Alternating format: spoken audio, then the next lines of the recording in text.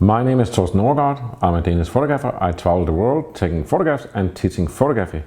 Today I will do a little bit more review on the Leica M11.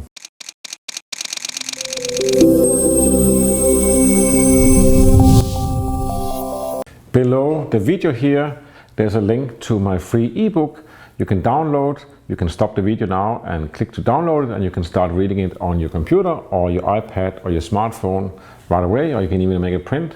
And that's a book I've made about the history of photography, and it has some of the famous photographs through history and the photographers who took it.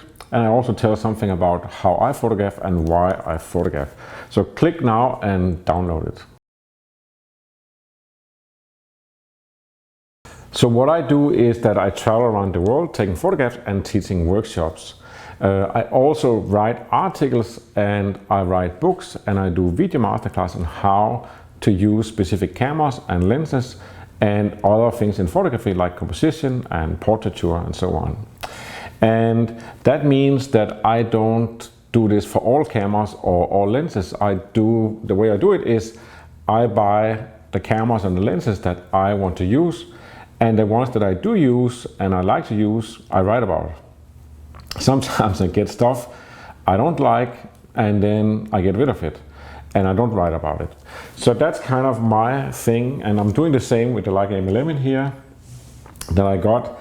And the things I'm doing is, for example, I'm doing the same as I did with the Leica M9 that came out in 2009. I wrote articles every few weeks or months or whatever, and it ended up being like 19-20 pages on that one camera, how to use it, from which SD card to use, how to edit it, how to get the colors right, and so on, and how all the tricks you can have with a camera. And that is like from field use, and that's basically the same I do with the M11. And that is what I'm working on now, along with everything else I'm doing. And I thought, let me just give an idea about a few elements that are really good with the M11, and then also why it might not be that good. And having said that, I wouldn't say I'm negative about the M11, but there's things that is not as simple as it could be. And of course you could say that when you look at a lot of the so-called reviews on the Leica that comes out the same time the camera comes out, these are made by reviewers that are sent a $9,000 camera. So of course that is going to affect how they're going to deal with it. I am not one who gets a $9,000 camera. I am one who buys my own equipment. I make my own money from writing and photographing and teaching workshops. And I'm sort of proud that I do my own thing, and that also means that I'm totally independent. I can do whatever I want to do, and this video is a good example of it. I can do any video I want to do. I can do it for free, and I can say anything that I want to, and that is what I'm going to do in this video. There's many things with the Leica M11 that you have to fine-tune, and I can say my feeling is this is not going to be a Leica M Classic. And what do I mean with this? Well, what I mean is that the Leica M camera series, or the Leica M series, is about 100 years ago since the first camera came out in 1925. And that was a classic from the beginning, and it has maintained to be a classic. And when Leica make a good model, they make a classic model. And there's a few exceptions where it went down the wrong lane. One of them is the Leica M5, that is a film camera, and some will say it looks like a monster, and it kind of does, because the whole form factor, the design of the Leica M that it was known for, went sideways. And the reason it did that was to implement a light meter, because that was the first Leica M with a built-in light meter. So we're way back when it was like the big thing that, wow, you can have a light meter inside the camera, you don't have to carry it on the side. So you could say Leica was under pressure that it had to come up with a camera that could compete with other modern cameras, and the answer was Leica M5. Then came Leica M6, that was an amazing big success. A lot of famous photographs have been taken with that camera. And then on it went. The Leica M9 was the first full-frame digital Leica M, and that is also a huge success, and it's still a very popular camera, even it's from 2009. It's a beautiful, very soulful Leica camera.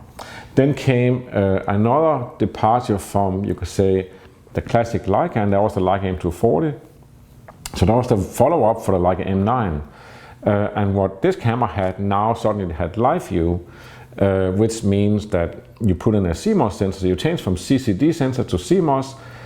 For many reasons, less heat, less energy and so on, but also you can have live view. So suddenly you can put on an EVF on top of the camera, and you can see what the sensor sees, and you can, and also they added video, and they added a lot of other features. So suddenly you have a really long menu in the camera, and you had some extra buttons and some extra features on this camera that is probably true that people ask for it, and you go on online photo forums, people ask, can you do this, can you do that, and why don't you do this, and why can't it do, why can't it fly and sail at the same time? So there's all kinds of requests of camera. That doesn't mean that that's what people actually want. And if you look at the core users of Leica M, it's people that like simplicity.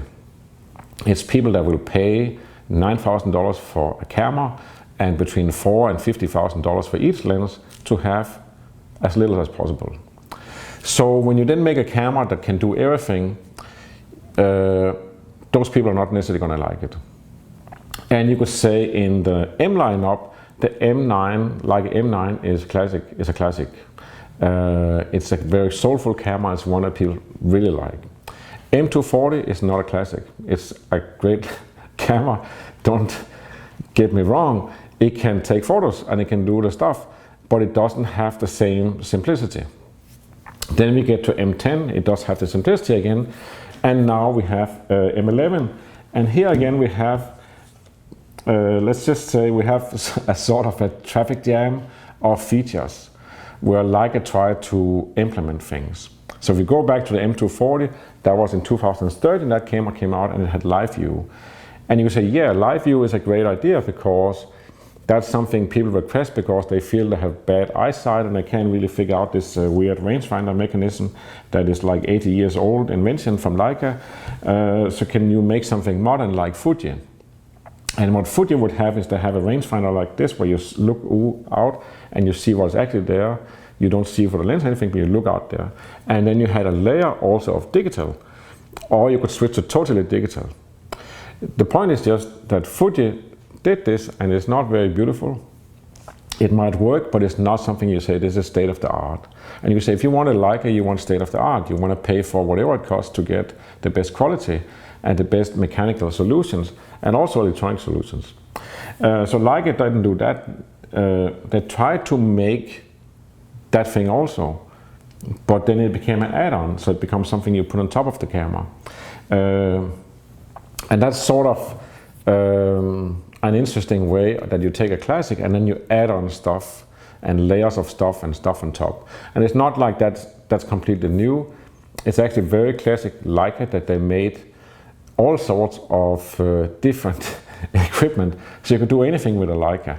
And if you look, there's a catalog of Leica accessories, and there's all kinds of things that was invented by the factory that was not very common, but you could buy it, and that's great that you can get something. You have a special need, you can get something.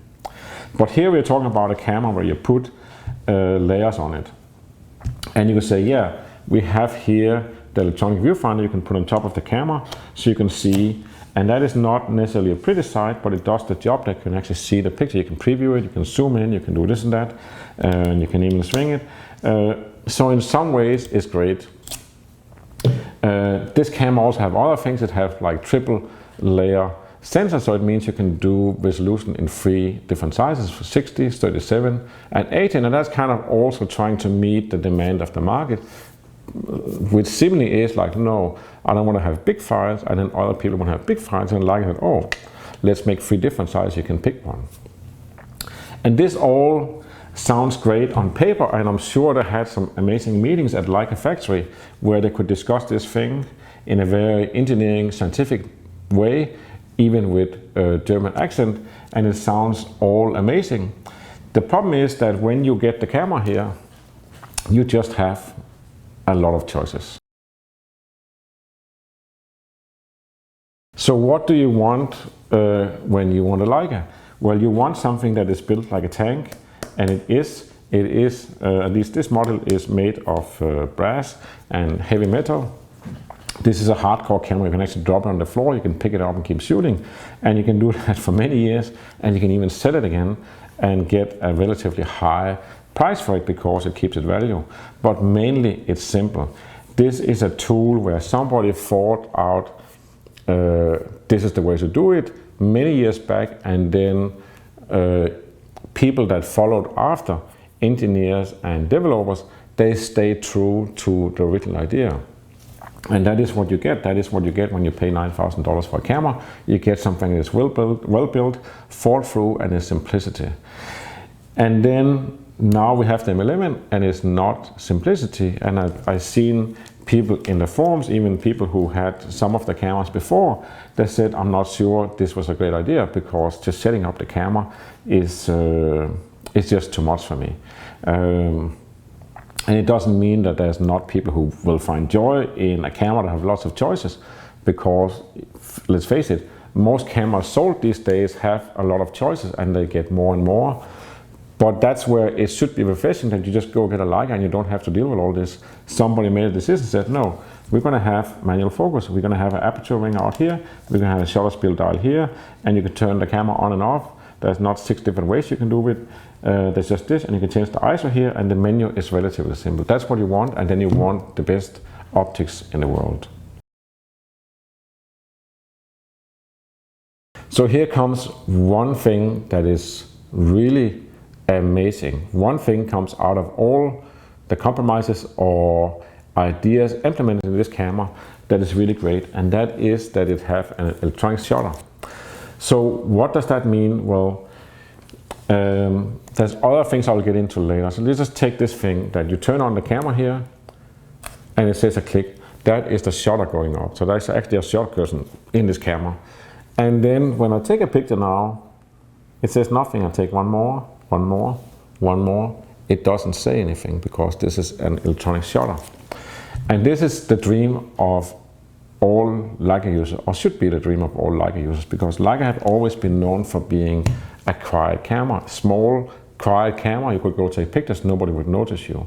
And that's one of the reasons it's been used a lot, well, you could say on movie sets and in music studios, and also in the White House and elsewhere, where you have to get up close and take pictures, but you shouldn't be noticed, and certainly the camera shouldn't be hurt. You can't have a big Canon that flaps with the mirror and motors running and stuff.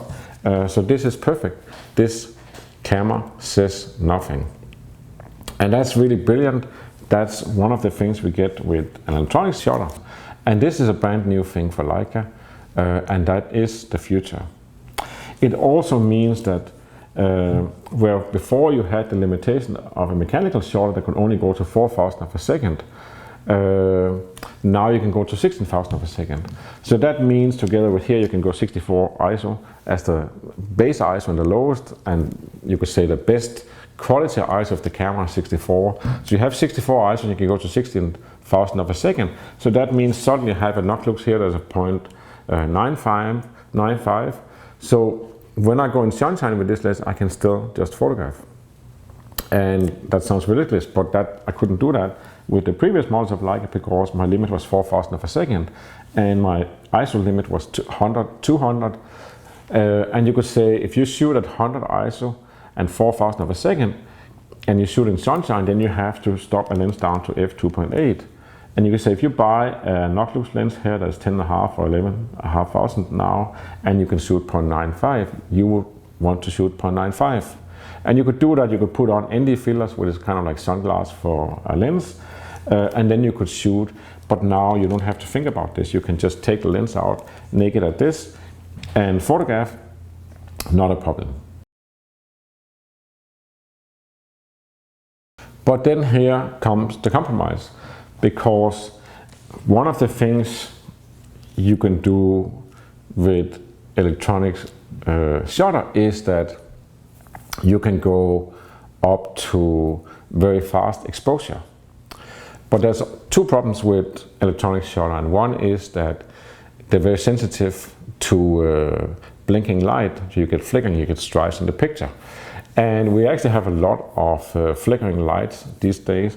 And you will have seen sometimes you take, for example, a portrait of a person inside an office or inside a building, and if you take maybe 3 photos in a row, then the first one is a shade on this side, the next one the face is lit up, the next one there's a shade on this side.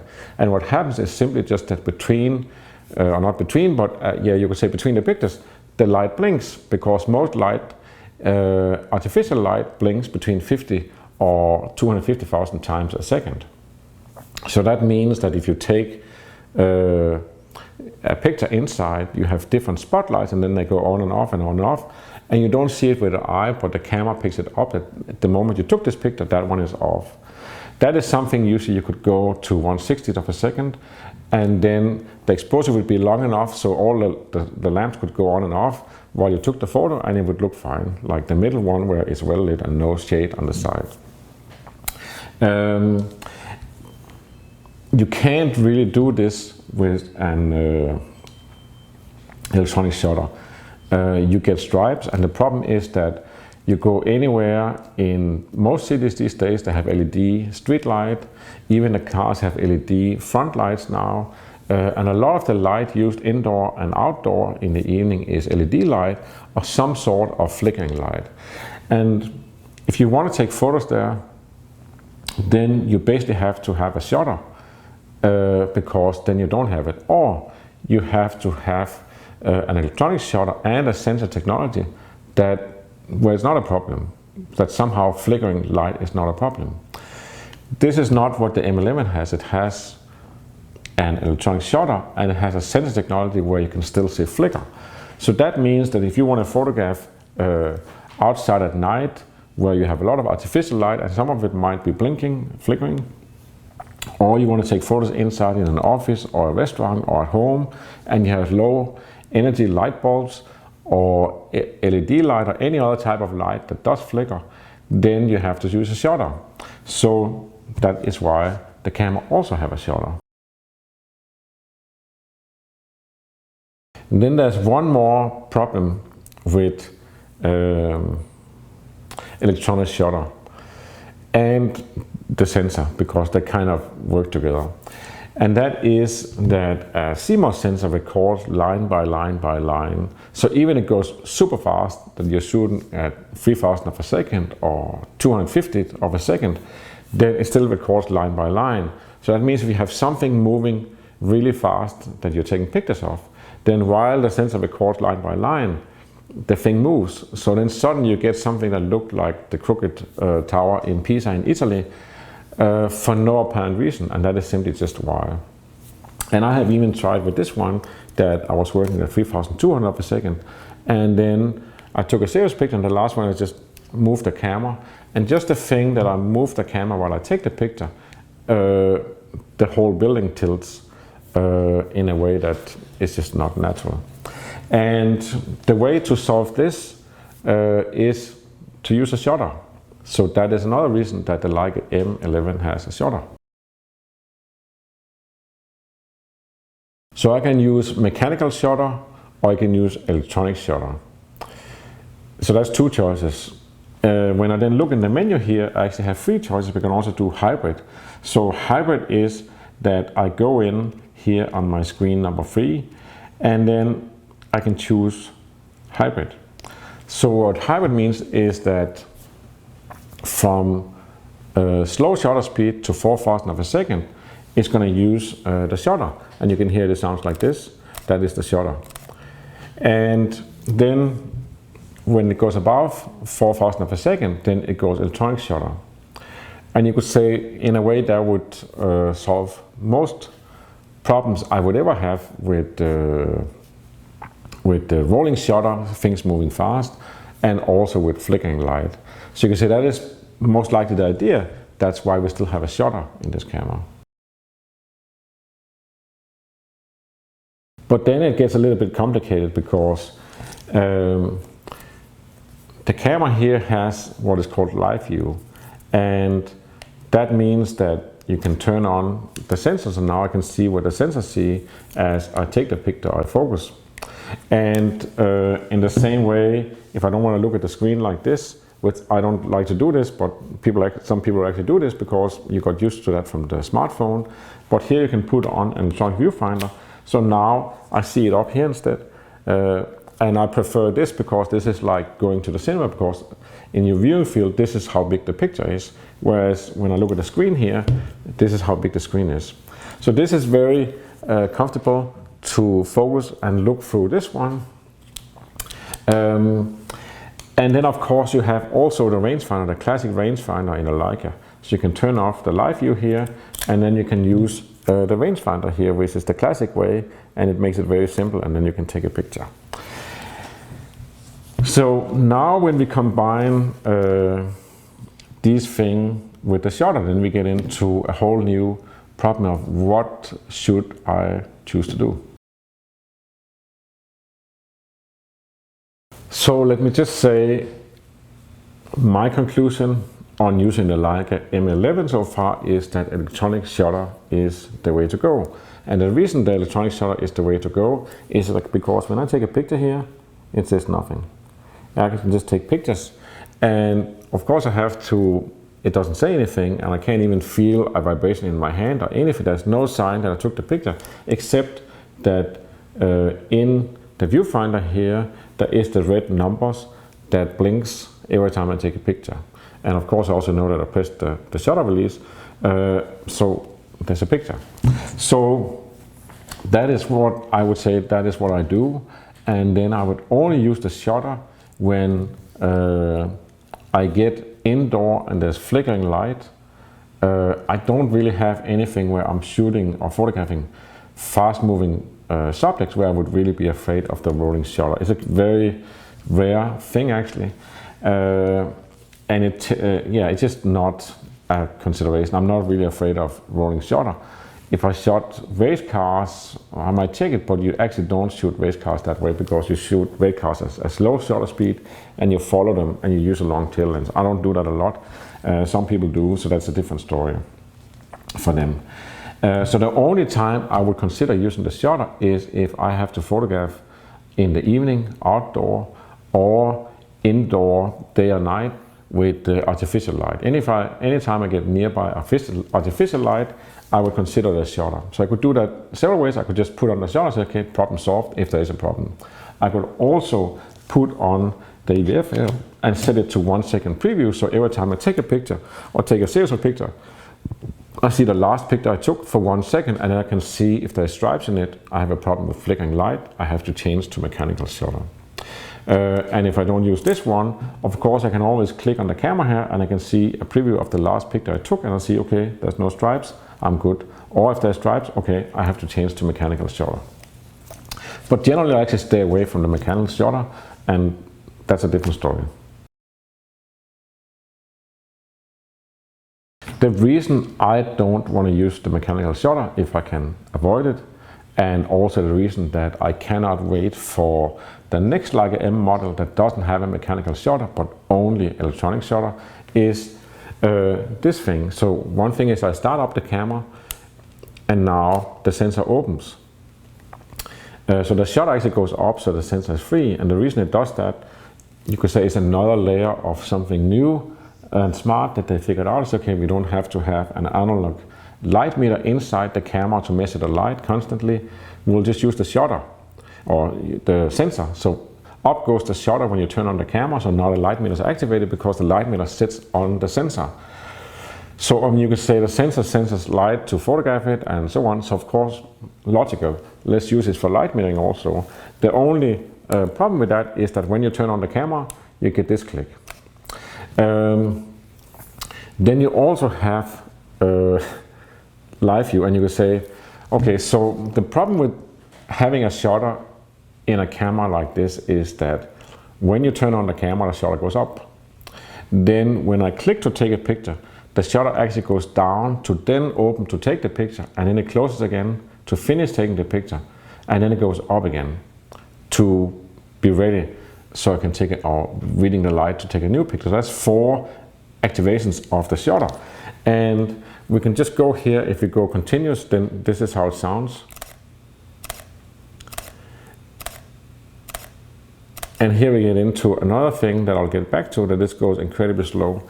So then if I put on, this is with the rangefinder, then I put on live view, then it's going to be different, because now it's going to be, this is a glitch that Leica will fix.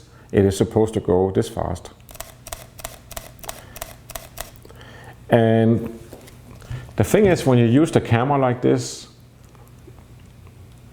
you think that you're taking a series of pictures. And you are, but if you judge by the sound, then maybe you think you're taking 5 pictures, but in reality you're taking 3 pictures. So that's something that is very, very difficult to get used to.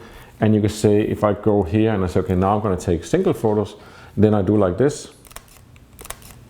So not only do I have a delay on the sensor actually being activated, or the shutter, so I don't really feel that when I take the picture, I'm taking the picture. There's a delay on it. And this is live view. Then I go away from live view, and now I go singles like this. And you can hear this is like,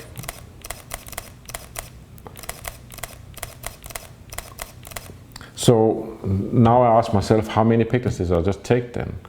So this is a problem, and you could say it could be something that Leica can actually solve with the firmware. It can also be that I'm just breaking, that there is a limit for how many times can I press the shutter release every second, because it does skip some of them.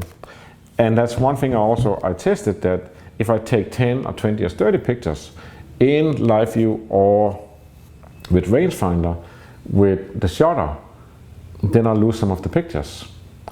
They're not all there, so if I take 30 pictures, I don't have 30 pictures. And I'm sure, because I saw the screen blink, I saw the light blink, and I heard the shutter 30 times, but I don't have 30 pictures. I have less.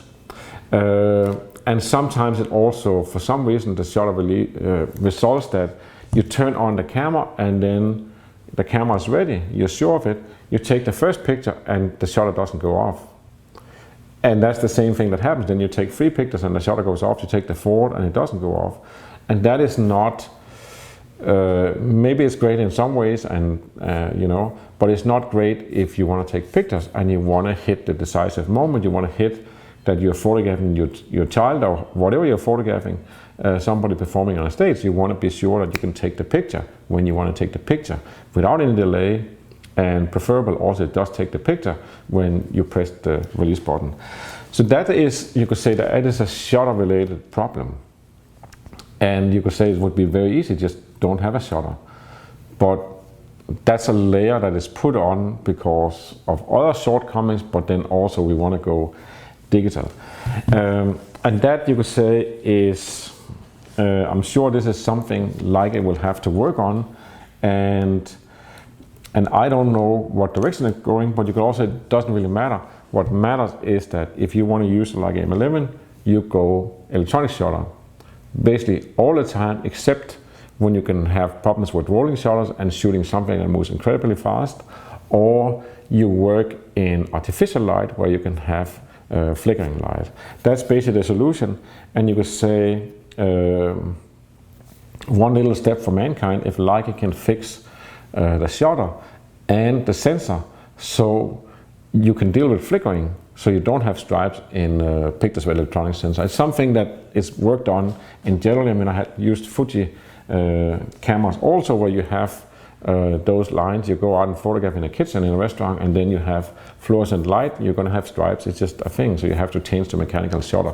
So it's not a Leica thing, it's just that's how the sensor technology is, but it is moving towards that. That's not a problem anymore. If you look at the Nikon C system, or Z as we say in Europe, they are solving that, and I'm sure Leica is going to be able to solve this also. So in the M12, maybe even in M11P or whatever, we're not going to have a shutter anymore, because it's just a mess to have it. It makes noise, and this has like this double thing that you take pictures, and then And you could say one of the things that I have this way written is that you take the picture and it has the written like you close down, open up to take the picture, close again, and then open up again. But then when you take the next picture, it skips one of the beats and then it goes to take the next picture. And in the end, it just, you get one extra click. And that makes it very confusing to use. But as I said, the bottom line, the solution is just electronic shutter, and that solves a lot of problems. It has no sound, and you can go to 1/16,000 of a second. And I think that's all I will cover on the M11 today. So this is not by far not a full review. This is basically just part of what I have in my video masterclass on the Leica M11, which goes over how to focus and how to do this and that, and how to edit the pictures to get the colors right, how to do black and white, and anything you can think of under the moon and stars that you stumble into when you travel around with a camera like this and take pictures of all kinds of things, which is what I do. That is what I do for a living. I'm not a reviewer, I'm a camera user, and if you have a Leica M11, you're like me. We both have a Leica M11. We are both customers. I just happen to be a customer that use my cameras, and I write books, reviews, user reports, and I do videos about how do I use this camera. That's all I had to say for today. Thank you for watching. Until I see you again, remember to always wear a camera.